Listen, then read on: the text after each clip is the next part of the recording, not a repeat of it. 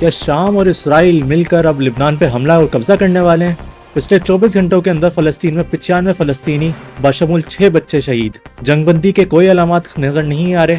اسرائیلی آباد کاروں کے ہاتھوں قتل ہونے والا امریکی شہری مغربی کنارے میں سپرد خاک۔ اسرائیل کی رافع شہر کو جیل میں تبدیل کرنے کی کوششیں جاری، 1 مہینے کے اندر 12,800 گھر مسمار۔ آج کی جو پہلی سرخی میں آپ کے سامنے پیش کرنا چاہوں گا اس کا تعلق غزہ سے، کہ آج کم سے کم 95 فلسطینی لوگوں کو وہاں پہ شہید کر دیا اسرائیلی فوج کی جانب سے۔ اگر آپ صرف غزہ شہر کے بارے میں پڑھیں تو وہاں پہ کچھ 52 ایسی شہادتیں ہوئی ہیں۔ اس کے ساتھ ساتھ آج ایک اسرائیلی ایئر اسٹرائک ہوا ہے ایک پانی بھرنے کی جگہ پہ، نلکے پہ، جہاں پہ پہلے سے بچے کھڑے ہوئے تھے فلسطینی، وہاں پہ کچھ 6 بچے شہید ہو جاتے ہیں اور 17 ایسے ہیں جن کو شدید زخمی بتایا جا رہا ہے۔ جو اقوام متحدہ کی ایجنسیاں ہیں غزہ کے اندر، وہ اس بات کا انتباہ دے رہی ہیں کہ ان کے پاس آخر جو ذخائر ہیں ان کے ایندھن کے اور بجلی بنانے کے ترسیلات کے، وہ سارے ذخائر ختم ہوتے ہوئے آ رہے ہیں۔ ابھی ہم نے کچھ دنوں پہلے اپنے پوڈ کاسٹ میں آپ کے سامنے ایک خبر پیش کری تھی کہ اسرائیلی فوج نے ایک ٹینکر کو آنے دیا ہے، کچھ 75,000 لیٹر پیٹرول وہاں پہ پہنچایا گیا تھا غزہ کے اندر، جو کہ وہاں کی ضروریات کے حساب سے ایک دن کے لیے بھی ناکافی ہے۔ وہاں پہ 2 کروڑ لوگوں کی آبادی ہے۔ اور اس کے ساتھ ساتھ ہمیں ایک اور سرخی ملتی ہے جہاں پہ ہمیں نظر آتا ہے مغربی کنارے کے اندر ایک امریکی شہری کو قتل کر دیا گیا تھا کل اسرائیلی آبادکاروں کے ہاتھوں۔ اس کا آج نماز جنازہ پڑھائی گئی ہے۔ ایک 23 سالہ سیف الدین کمل عبد الکریم مسلط اس کا نام تھا، امریکی ریاست فلوریڈا میں پیدا ہوا تھا اور یہاں پہ عید منانے کے لیے آیا ہوا تھا فلسطین کے اندر، کہ وہاں پہ آبادکاروں نے اس کے گاؤں پہ حملہ کرا۔ ان لوگوں نے اپنی جان بچانے کے لیے جب جوابی کارروائی کرنے کی کوشش کری تو اسرائیلی آبادکاروں نے اس کو ڈنڈوں سے مارا، اس کو قتل کرا، اس کے ساتھی کو گولیوں سے مارا اور اس کو بھی شہید کر دیا۔ اب جو اگلی سرخی میں آپ کے سامنے پیش کرنا چاہوں گا اس کا تعلق اب اسرائیل کے لانگ ٹرم پلاننگ سے، کہ البتہ اب اسرائیل غزہ کے اندر حاصل کیا کرنا چاہتا ہے۔ تو ہمیں کچھ دنوں پہلے ایک سرخی آپ کے سامنے میں نے پیش کری تھی اسی پوڈ کاسٹ کے اندر، کہ جہاں پہ ہم نے سنا کہ اسرائیل کی حکومت اور خصوصاً ان کے جو ڈیفنس منسٹر ہیں اسرائیل کارڈز، ان کا ایک یہ ارادہ ہے کہ غزہ کے شہر رافع کو مکمل طور پر سیل کر دیا جائے گا، وہاں پہ ایک نیا شہر بنانے کی کوشش کی جائے گی اور ایک کنسنٹریشن کیمپ کی طرح ہوگا، جس طرح کہ ہٹلر نے یہودیوں کو کنسنٹریشن کیمپس میں ڈال کے ان کو ختم کرنے کی کوشش کری تھی۔ بالکل اسی طرح اب اسرائیل کا ایک ارادہ نظر آ رہا ہے کہ 2 کروڑ کے جو غزہ کی آبادی ہے اس کو اس رافع شہر کی چھوٹی سے علاقے کے اندر زبردستی گھسیڑ دیا جائے گا۔ اب جو اس رافع کے نئے شہر کے اندر داخل ہوگا اس کو کبھی بھی واپس باہر آنے کی اجازت نہیں ہوگی، اس کو آنے کی اجازت صرف اس طرح ملے گی کہ وہ اسرائیلی حکومت کی جانب سے اپنے پیسوں کو قبول کرے اور غزہ کو اور فلسطین کی سرزمین کو چھوڑ کے وہاں سے نکل جائے۔ تو وہاں کی جو صحافتی تنظیم ہے انہوں نے کچھ سیٹلائٹ امیجری کو چیک کرا ہے،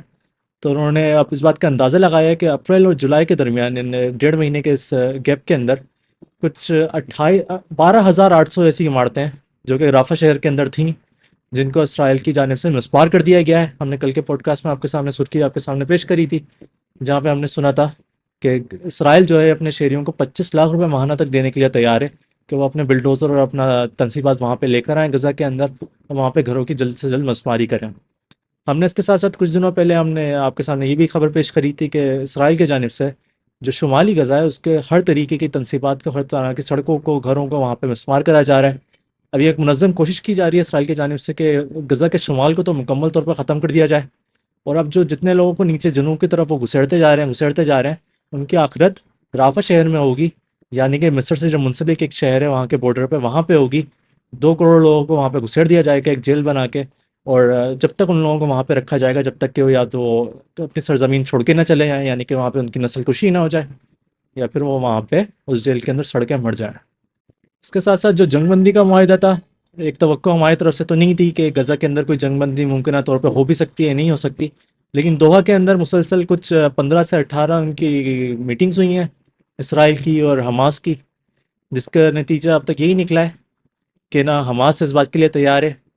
کہ وہ اپنا غزہ کی پوری زمین اسرائیلی فوج کے حوالے کر دے، اور نہ اسرائیل کی حکومت اس بات کے لیے تیار ہے کہ وہ حماس کو کسی بھی طرح غزہ کے اندر قبول کر لیں۔ تو اس کے نتیجے میں اب جنگ بندی کا جو معاہدہ ہے وہ ختم ہونے والا ہے، کولیپس ہونے والا ہے۔ آج ڈونلڈ ٹرمپ کی ایک بیان آیا ہے کہ وہ دوبارہ سے کوشش کر رہے ہیں اور 1 ہفتے کے اندر اس کو ٹھیک کر دیں گے۔ ویسے تو مسٹر ڈونلڈ ٹرمپ پچھلے 2 ہفتوں سے لگاتار یہی بولے آ رہے ہیں اس ہفتے ہو جائے گا، اس ہفتے ہو جائے گا۔ اس کی کوئی امید نہیں رکھی جا سکتی کہ وہ جنگ بندی ہونے والی ہے، بلکہ اب اسرائیل کا جو منظم کوشش ہے ان 2 کروڑ لوگوں کو ایک چھوٹے سے شہر میں گھسیڑ دینے کے، وہاں پہ ان کو جیل کی نما حالت میں رکھنے کی، وہ اب حقیقت بننے آ رہی ہے۔ اس کے ساتھ ساتھ آج اسرائیل کے جو وزیر توانائی ہیں مسٹر ایلی کوہن، ان کا ایک بڑا ایک منفرد سا ایک بیان آیا ہے، جہاں پہ انہوں نے بولا ہے کہ غزہ کے کو جو انہوں نے بالکل ہی نیست و نابود کر دیا ہے، اور جو غزہ کی ایک طرح سے شہری لاش ہے وہ اب دہائیوں تک ادھر ہی پڑی رہے گی۔ اسرائیلی حکومت بالکل بھی غزہ کے لوگوں کی مدد نہیں کرے گی ان کا واپس زمین بنانے میں، زمین کا صفایا کرنے میں، اور یہ منظم کوشش کی جائے گی اسرائیل کی جانب سے کہ جو ملبہ وہاں پہ ڈلا ہوا ہے کروڑوں ٹن کا، ان کو کسی بھی طرح نہ ہلایا جائے اور غزہ کو بالکل غزہ کے لوگوں کے لیے بند رکھا جائے۔ اب میں آپ کو دھیان آپ کا لبنان کی طرف لے کر آنا چاہوں گا کہ آج ہمارے پاس ایک سرخی آتی ہے جہاں پہ لبنان کی فوج اس بات کی تردید کرتی ہے کہ بڑے پیمانے پہ افواہ پھیلی ہوئی ہیں لبنان کے اندر کہ جو شامی جنگجو ہیں جن کا تعلق دمشق کی حکومت سے ہے، جو یہ جولانی کی نئی حکومت ہے شام کے اندر، اس سے ہے، اب اس کے جنگجو اب لبنان کی زمین میں گھس آ رہے ہیں۔ ہم نے پچھلے ہفتے کے پوڈ کاسٹ میں آپ کے سامنے سرخی پیش کری تھی جہاں پہ ہم نے اس بات کا جائزہ لیا تھا کہ اب شام کی جو نئی حکومت ہے اس نے ایک ڈیمانڈ کری ہے اسرائیل سے کہ یا تو اب ہمیں گولان ہائٹس کو واپس دو، اور یا پھر آپ ہمارے ساتھ مل کے لبنان کے اوپر حملہ کرو، جس کے نتیجے میں جو جنوبی لبنان ہے وہ آپ رکھ لینا، اور جو شمالی لبنان ہے اور اس میں باشمول خصوصی طور پہ دربلس جو شہر ہے وہ ہم رکھیں گے۔ تو اب یہ ایک بندر باٹ کی ایک کوشش کی جا رہی ہے۔ اب اس بات میں کوئی شک و شبہ ہے نہیں کہ یہ جو نئی حکومت آئی ہے شام کے اندر وہ کافی قریب ہے امریکہ کے، امریکہ نے اس کے اوپر تمام اپنی تجارتی پابندیاں ہٹا دی ہیں، اور اس کے نتیجے میں ایک بڑا ایک انٹرسٹنگ سا بیان آتا ہے امبیسڈر ٹام بیرک کا، جو کہ امریکہ کے سفیر ہیں، سفیر برائے ترکی ہیں، اور شام کے لیے ایک خصوصی انوائے ہیں، جس میں ان کا یہ کہنا تھا کہ لبنان کی جو حکومت ہے وہ ٹوٹنے کے کافی بڑے خطرے میں ہے، جو لبنان ملک ہے وہ تباہ ہونے کے خطرے میں ہے، اگرچہ حزب اللہ نے اپنے ہتھیار نہیں گرائے۔ اب یہ ایک اسرائیل کی جانب سے ایک مسلسل ڈیمانڈ رہی ہے کہ حزب اللہ اپنے تمام ہتھیار کو سرنڈر کرتے ختم کر دے، اور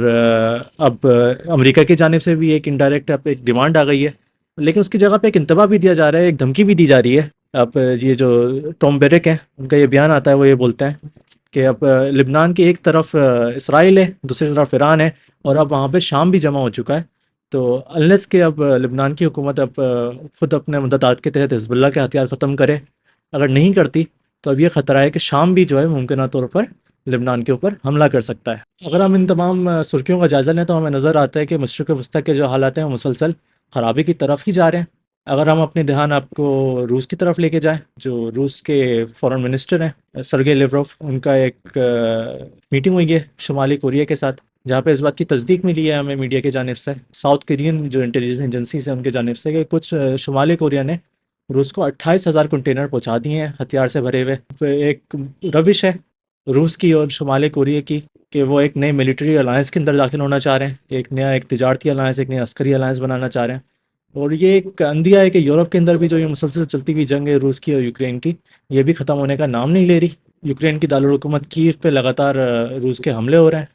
اس کے نتیجے میں اب امریکہ نے، ڈونلڈ ٹرمپ نے ایک اجازت دے دی ہے کہ اب ہتھیاروں کو واپس سے ہم یوکرین کو فراہم کرنا شروع کر رہے ہیں۔ کچھ ہفتوں کے لیے یہ جو پروسیس تھا یہ رکا ہوا تھا، تو ہم دیکھ رہے ہیں کہ مغربی دہشت گردی کی جو لہر ہے دنیا بھر کے اندر، چاہے وہ امریکہ کی جانب سے یوکرین پہ مسلط ہو، امریکہ کی جانب سے شام پہ مسلط ہو، یا پھر اسرائیل کی جانب سے غزہ اور فلسطین پہ مسلط ہو، یہاں کے حالات خراب ہوتے ہوئے آ رہے ہیں۔ یہاں پہ میں اپنے پوڈ کاسٹ کا اختتام کرتا ہوں۔ امید ہے آپ کو میرا کام پسند آیا، اگر آپ کو پسند آیا تو ویڈیو کو لائک کریں، چینل کو سبسکرائب کریں۔ بہت بہت شکریہ، السلام علیکم۔